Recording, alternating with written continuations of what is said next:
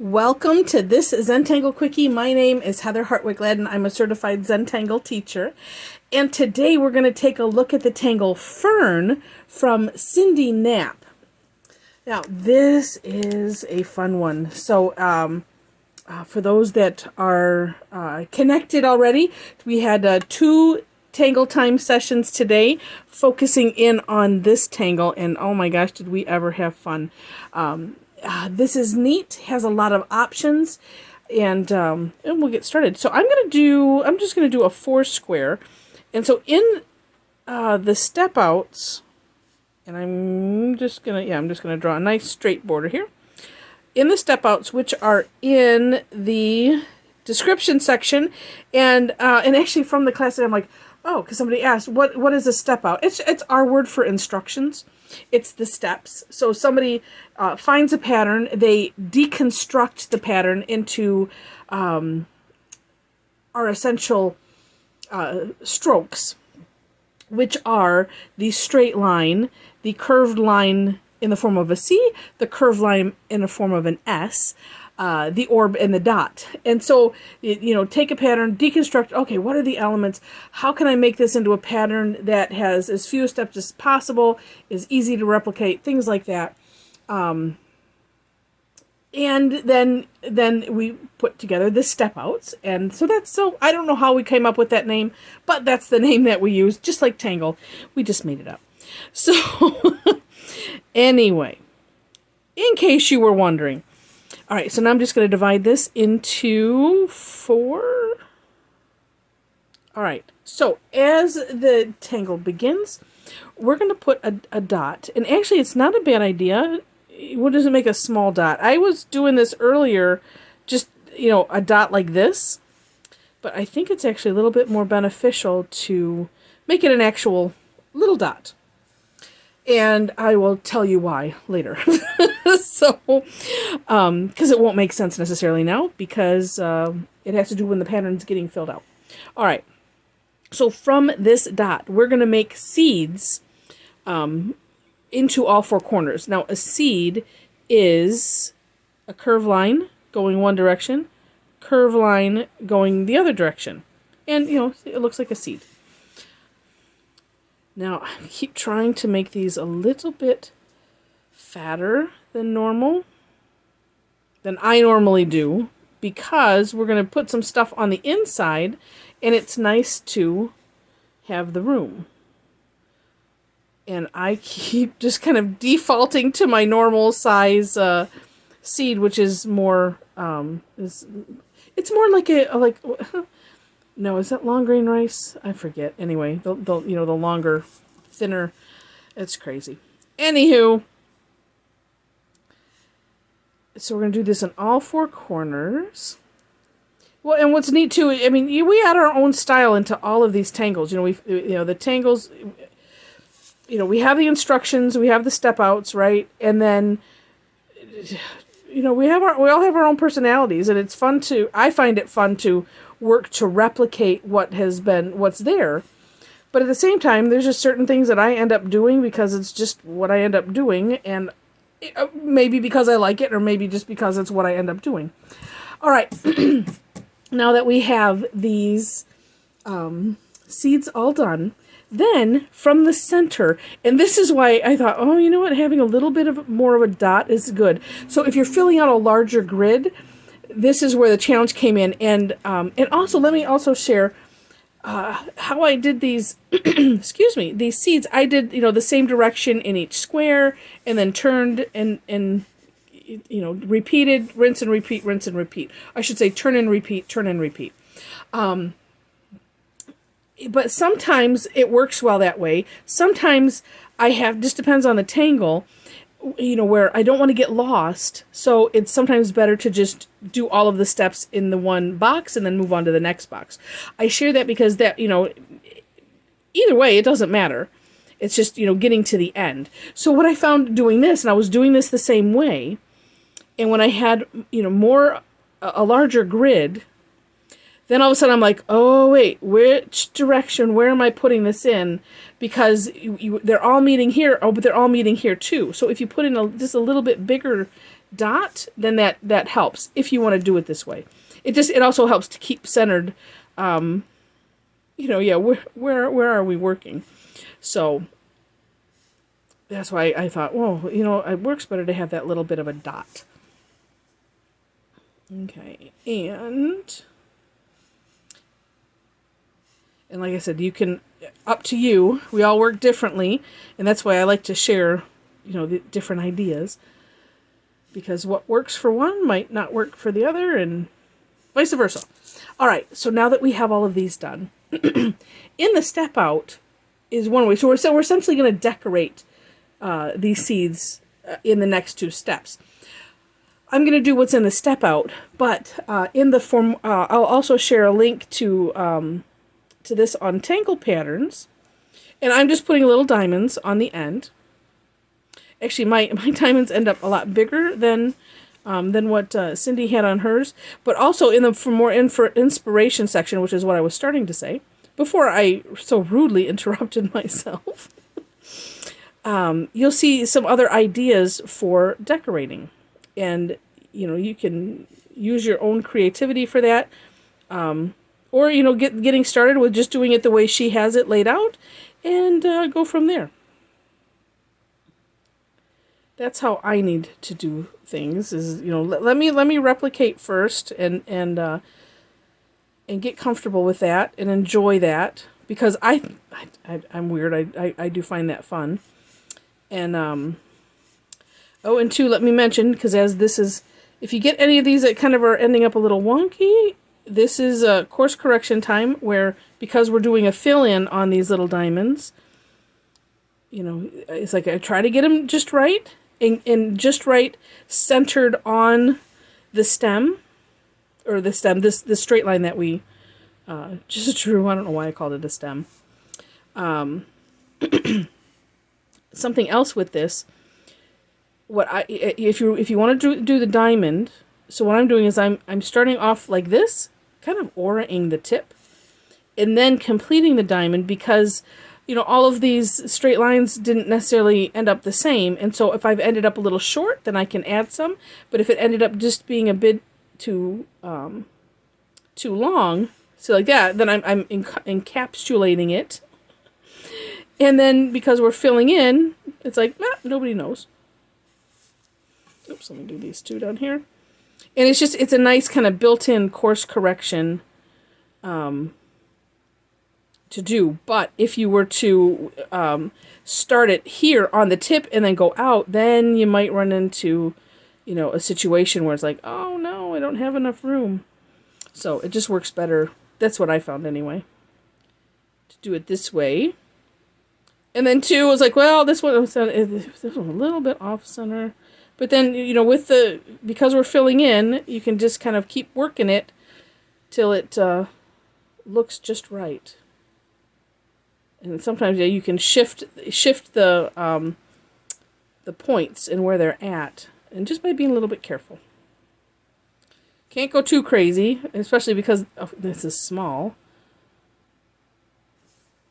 Oh, one more. And there we have it. And honestly, it's like, that looks kind of cool just like that. All right, the next step was we're going to put a couple curved lines, or several. You can, fill in the space however far apart you want them is fine. I'm going to do mine ultra small here. I was sliding over. Sorry about that. Like so. See if I can fit 3 in. And because my seeds are a little bit narrow, and also trying to make a little bit extra curve on those. And actually I could do the same thing and do each side. Whoops, those don't look quite connected. These are a lot more curvy than I was doing earlier. I kind of like them that way. Move here. Move here so you can see not just my hand. I have to force myself to work higher up on the pen. My habit is to go right down. That's just how I write, period, is I like to have my fingers right there on that, right towards the tip. All right. So on this one, also, as you're looking at the Tangle Patterns link, you can see some of Cindy's samples and get other ideas on how you could decorate these inside. I know she had a couple different ways to do it. One was kind of, I think it was more straight, and then ored and filled in so it looks more like a leaf, coming through here.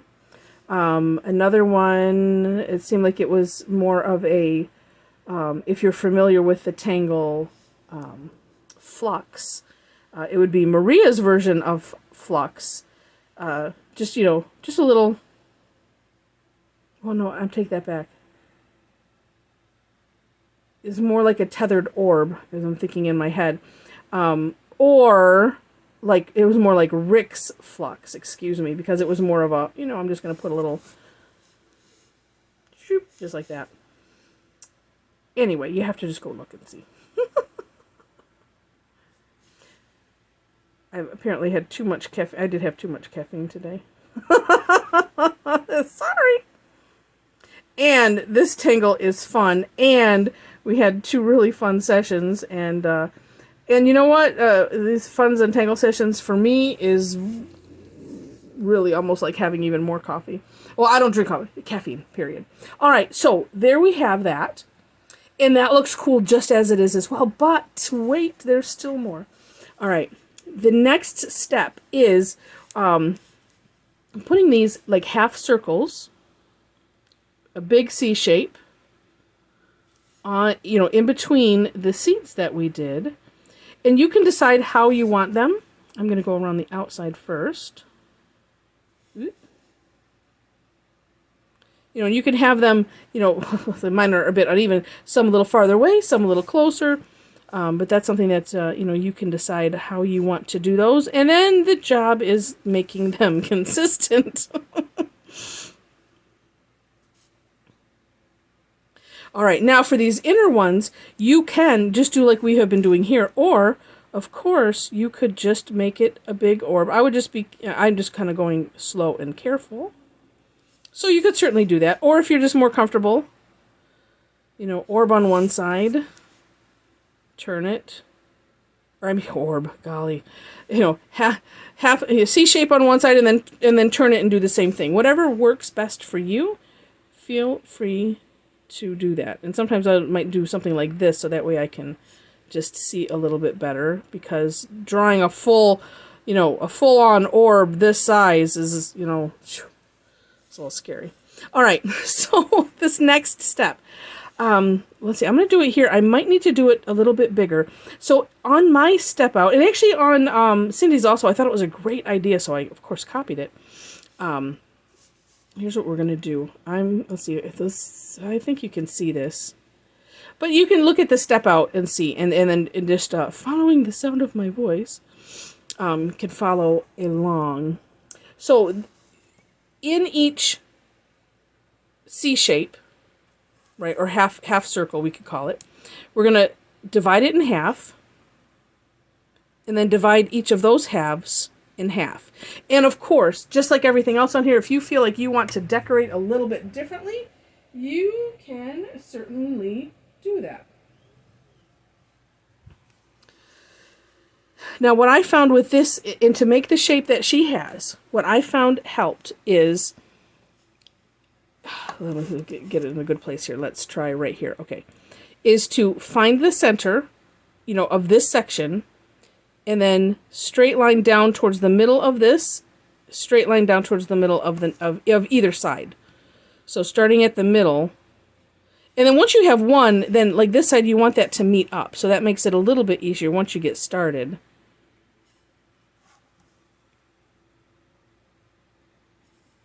Like so. Okay, and we'll try that again. So finding the middle, and going to the middle of this, middle of either side. So it's kind of like middle. And because we are going to fill in these little sections, if you need to course correct by, you know, kind of just, you know, making, if you need to make something a little straighter, then you can. Like here, I found that I didn't quite go to the middle there. So there we go. So that just defines it a little bit more.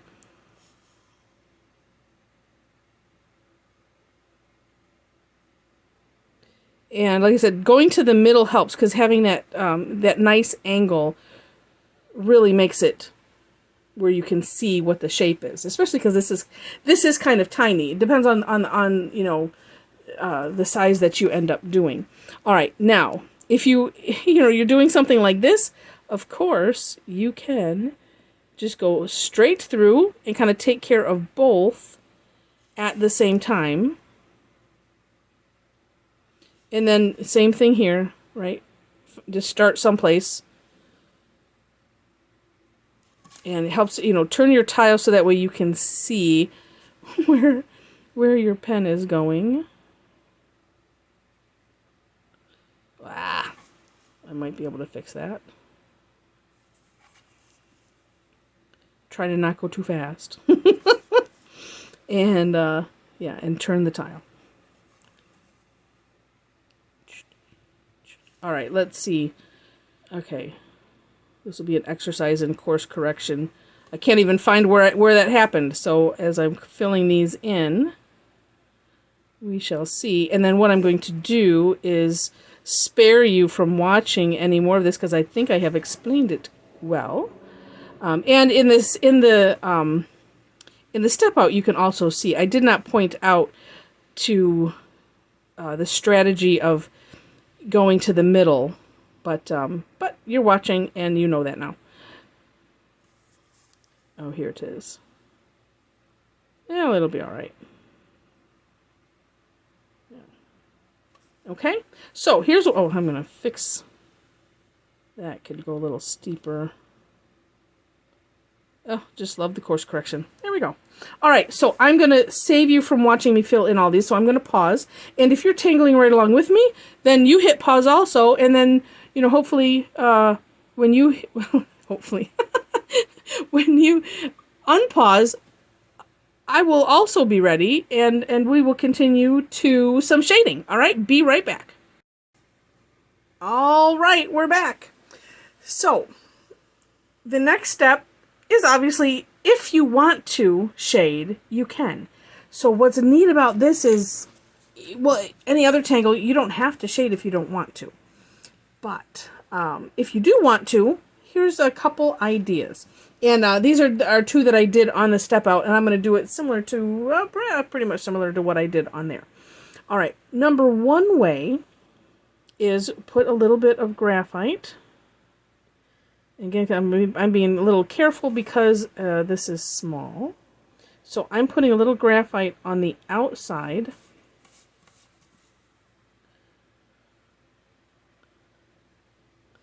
And I just noticed like, ooh, I've developed a point on there, and I'm just putting it out very lightly so that way I don't dig in to the tile. And actually, what I think I'll do it, I'm going to do it kitty corner maybe, as I did before, I think.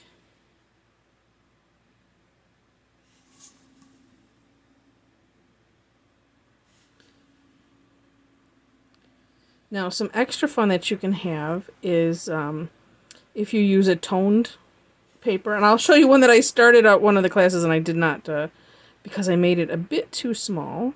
So that only means that it's going to take me a little bit longer to finish it because it's small. So with that, it's kind of like just a kind of a warning. I usually say sometimes draw things bigger than you think you should, because the only caution being if you end up making it too small. And let's see, this one has gotten kind of stubby. Let me try a new one. All right. Oh, that tip is kind of floppy. All right, can't win. Just kidding. Because I just want to smudge it out a little bit and not necessarily have it, take over and color into that whole thing. I don't know why that's kind of floppy. So I can do some little teeny circles because this tip is nice and it's nice and pointy, but it is a little floppy. All right. So I'm just spreading this out a little bit. So we get a little gradient, which is nice. It also, which I think you can see already, it's making, you know, these seeds just pop off of the tile.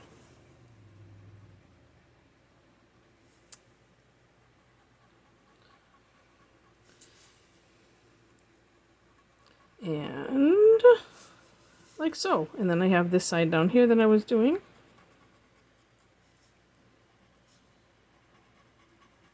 Like I said, I'm just kind of, like I said, going over it a little bit, and just from the width of this tip, smooths it out, spreads it out, creates a little bit of gradient without going too far into here, because, you know, then I'd just be coloring that all in, which that's not bad. If you wanted to just color this all in gray, of course, you know, you certainly can do that.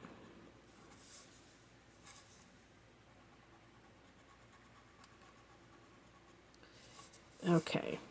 But I think it kind of looks neat where it is just a gradient. It's like sort of filled in because it's so small, but it creates that neat gradient. And then these seeds just pop off the page. Now, if you want them to pop a little bit more, you just go a little bit darker right towards the edge. You don't have to necessarily pull out the graphite any further, but just having that nice dark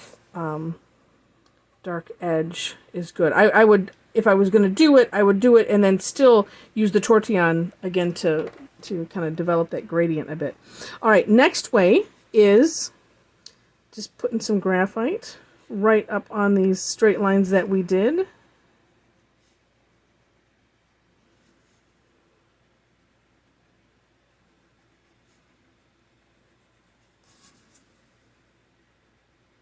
And I'm going to use the little bit thicker tip one, and same idea where I'm just kind of pushing it, but because this one is is a little bit more, well, it's not worn down, it's pushed in a little bit.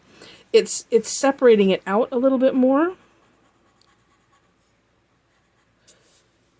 without me making circles where I fear going out too far. I want to kind of leave that edge with the original tile color there, so that way using the graphite actually, you know, it makes it kind of like it's folding into the center, like there's a dip there, kind of like a vein. You know, if you have a vein in a leaf, it kind of dips in. So yeah, so there we have two ways to shade. I am, you know, like I said, you don't have to shade it all. Here is one that I did earlier, one of the sessions that I finished up sort of, but I thought, oh, well, I'll leave the outside a little bit unfinished, and so here's what I did really dark around the outside, and then I even went back, and I think it might have gone a couple more times just to have that darkness, so you can see how that kind of raises this four square up off of the rest of the tile. Now, this is a Renaissance tile. It is tan, and when we do the Renaissance, actually it's called chiaroscuro technique, where we're using the light and the dark, and having a lot of fun with it. So that's that on that one. And then this is the one that I did just a little bit too small. Yeah, it's smaller than that. And not that it's bad, it's just it just makes it take a little bit longer to do, and which is all good. In this one, I used a blue pen because I was thinking Delft, and then also the General's pastel chalks, which shade similar. You treat them the same as you would graphite. So I like that because I don't have to learn a new technique, but I can add some color and have that same kind of a gradient idea with a color, and it's just really brilliant. So anyway, I hope you enjoyed this. I already mentioned that the description box for the step outs. Also, if you would like to join in on a session, a live session, the information would be on my website, and also different ways to follow me for for class postings. I do a combination of paid and free classes. The Thursday classes are called Tangle Time, and those ones are free. We just I find a tangle that looks interesting or two, and we usually take it. I slate an hour, but a lot of times I hang out afterwards for a while. But the objective is, just we're going to explore a tangle and have fun. It doesn't have to be a completed tile. It can be, working in a sketchbook or whatever you have handy. And we have a lot of fun with that. So you can check that out. And let's see also, I forget what else, because it's been an exhilarating day of tangling. Oh gosh, I'm sitting there. You're looking at a poor blue screen. Oh my gosh. Well, with that, if you enjoyed it, I would love to have a thumbs up. Also, if you have not subscribed yet, would love to have you as a subscriber. I am posting something once a day on our Facebook community, Tangle Addicts Facebook community. There's also a link in the description box. We're doing a daily tangle. So that is why I'm posting daily. So I'm doing these quickies for that. So I am posting at least